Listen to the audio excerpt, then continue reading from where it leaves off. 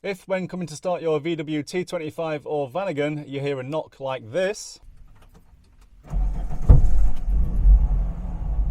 the chances are one or all of your engine mounts need replacing. So that's what we're doing today, engine mounts.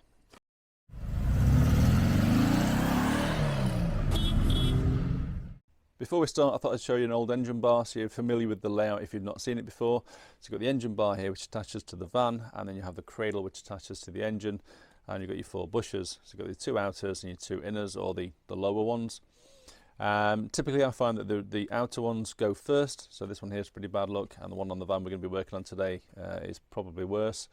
But if you're going to do this, I personally would recommend buying all 4. They're relatively inexpensive to replace.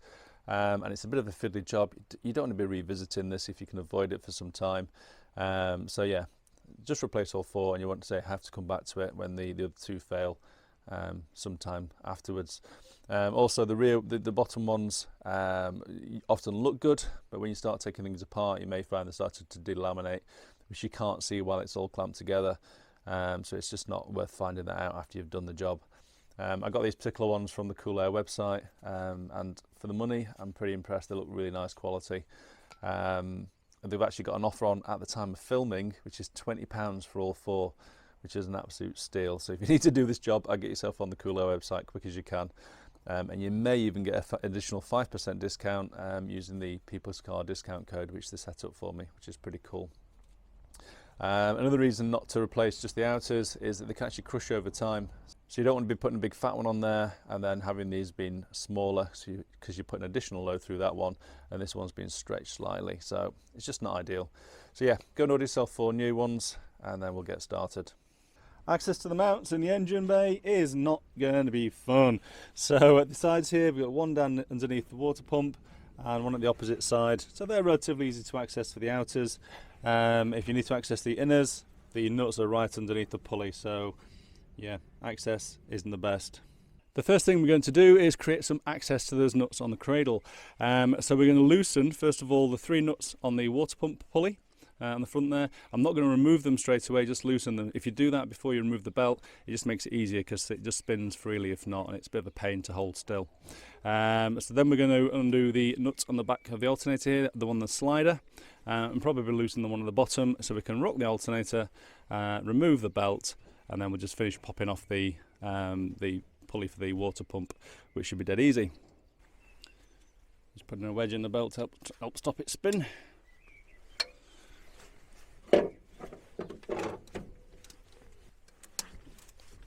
All nice and loose.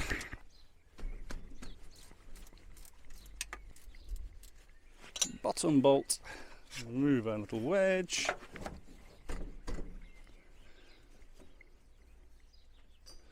Belt off. Easy peasy. 1, 2, 3, and 1 pulley. Just under the left side of the pulley is oil pressure sender. So just going to disconnect that little brown wire. Mustn't forget to reconnect that. Just helps avoid damaging things when we undo the nut. This is the point where you want a ratchet on a long extension. I found the little one is by far the best. It's narrow and it gets through the gaps. Really handy. They're not expensive to buy on eBay and stuff, and I'll put a link on in the description below should you want to get one.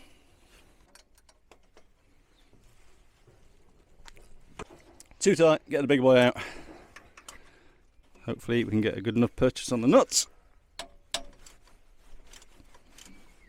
Before you start undoing the nuts, it's probably worth giving everything a squirt of penetrating oil. I've just started using this one, which seems pretty good, and I will link to it below.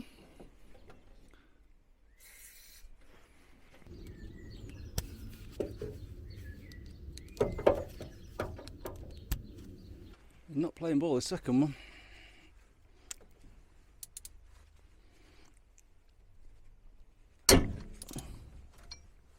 Uh-oh.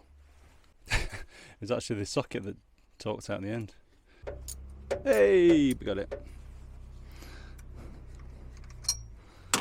Thought we'd broken something, but it was actually the nut coming loose.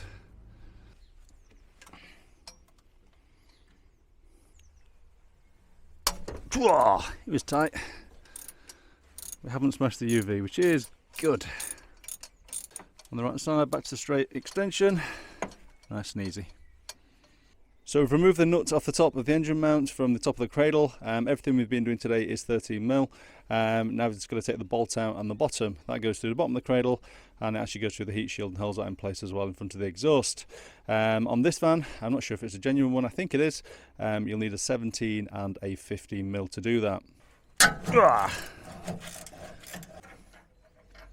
It came off nice and easy. You can get the jack underneath the back of the engine just to take some of that weight off the bolt, so I can push it out, and then we're going to actually jack the whole thing up a few inches just so we can remove the actual mounts themselves.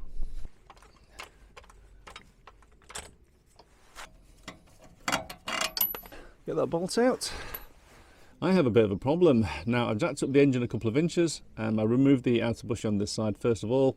It came out very easy. I actually forgot to press record, but say it came out easy. There's nothing to see really. But I can't get the replacement bush in its place. The gap's not quite wide enough. So the original bush was slightly crushed or smaller, and the new one's slightly wider and just won't go in there. Unfortunately, I can't jack up the engine anymore because my exhaust crashes on my engine bar at this side. Now, I don't know if it's the exhaust that's different to standard, so it's not something I've had the problem in the past, but the other one was air cooled, I guess. So yeah, you may have something similar if you've got a similar exhaust. It all depends on what's fitted to your van, I guess. It kind of leaves me with two options really. One option is to release the engine bar at the other side. Hopefully I want to take it all the way off. I've got, I think, inch-long bolts holding that in place, so I should be able to drop it down about 10mm before it's completely released, and hopefully that 10mm will give me enough space there to get the bush in. And secondly, I could just reduce the length of the thread on the new bush. Now, for whatever reason, whoever fitted these previously, they used 2 washers, and the nut was well and truly on the thread. There was no problems with length there. So I can lose one of those washers, which gives me a mil. And I also noticed that the threads on the new bushes are slightly longer than the old ones. So basically, I can probably lose 5mm off this and have no problem at all. That's giving me about an extra 7mm at this side at least.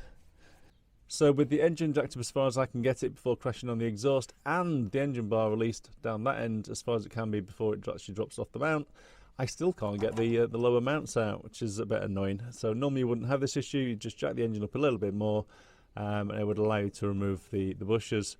But that's not going to happen today, so things don't always go to plan. So my vague plan basically is I'm going to remove the engine bar. I've had it off on this van recently anyway, so I know things aren't seized up, so it's not a big deal.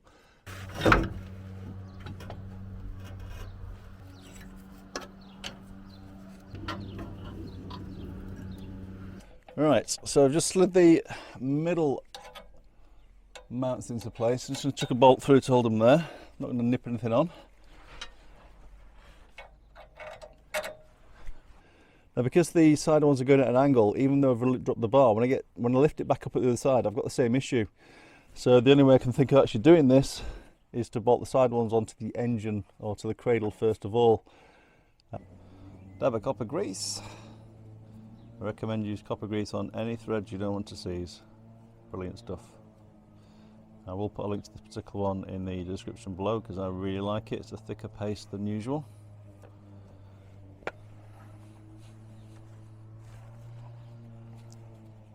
Pop our bush in place the right way around. I'll probably have to go to the top of the van to nip this up. Yeah, I'll grab it from above. I'm also going to fit stainless nuts to help things not seize in future. Excellent, so that's now in place. I'm just going to nip it on the top a little bit more, but I'm not going to tighten it up just yet. So hopefully now when we lift the engine bar up, the bottom one should go straight back into the holes, and this section on the engine bar will just slot straight into the sides there, so I don't have the issue with a 45-degree nut going up in the air and crashing. A handy little tip when you're trying to get this nut on, because it's a pain in the bum, you'll drop it into the recess in the cradle 1,000 times. It's irritating.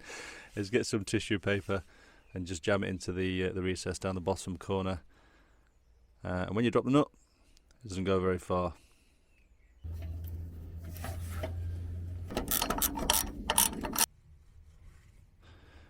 was really annoying to get started, I'll be honest. Just can't get your fingers in there.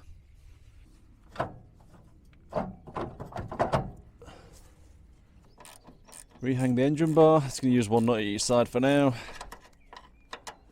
Everything seems nice in line, so just fixing the rest of the bar in place. Carefully drop the engine back.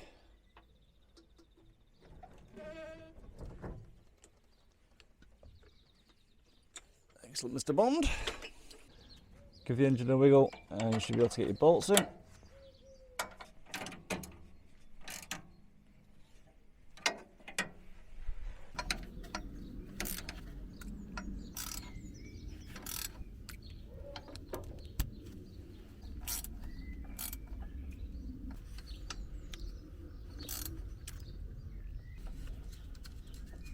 Oh, look what I just forgot. I forgot to plug the oil pressure sender in, which would have been easier before I put the pulley wheel back on. There we go. Make sure the wire's pulled back so it's not in the way of the pulley wheel. Want it to rub through. Belt back on, fit it around the back of the dipstick, back onto your pulleys.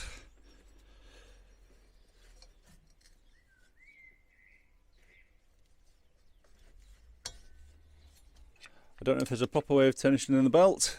All I do is stick a couple of screwdrivers in the hole and use them to lever it. And keep it nice and tight and just nip it up.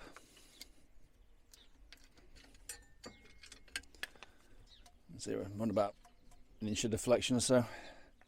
And don't forget to nip up the bolt underneath, the one that helps it rotate. And even more important, don't forget to tighten up your pulley wheel for the water pump. You will regret that. Just wedge a screwdriver in the bottom to stop it from turning, and just try and hold it with your hands as well. It's quite tricky to hold it still. And nip them up. If you want to be super accurate, these need torquing up to 20 Newton meters or 15 foot-pounds, just to be sure. Well, that didn't exactly go to plan today, so I wasn't expecting the trouble with the exhaust crashing on the engine bar. But say, sometimes mechanics are just like that. You say it doesn't go as you expect. But we got it there in the end, and obviously if you've got something similar, hopefully it should help you with your problems. So the job itself is very, very annoying and fiddly. Getting to those nuts underneath the pulley on your fingers, rather than finger ends with two hands and stuff, it's annoying. But say it's totally doable for most people. I'm saying that's how I did mine. I've shown you how I've done mine. I have linked below to the few bits and pieces of tools that some people may not have, like the universal joint for the sockets. So that is a massive help for getting to two of them without removing the pulley. But yeah, let's give it a try, see how it is. Oh, no knock. Ah, that feels so much better as well. It's like a new van. It's not got the same vibration through the van it had, which is really, really nice. I'd say it feels kind of new, which is good. Hope it helps, guys. Cheers, bye-bye.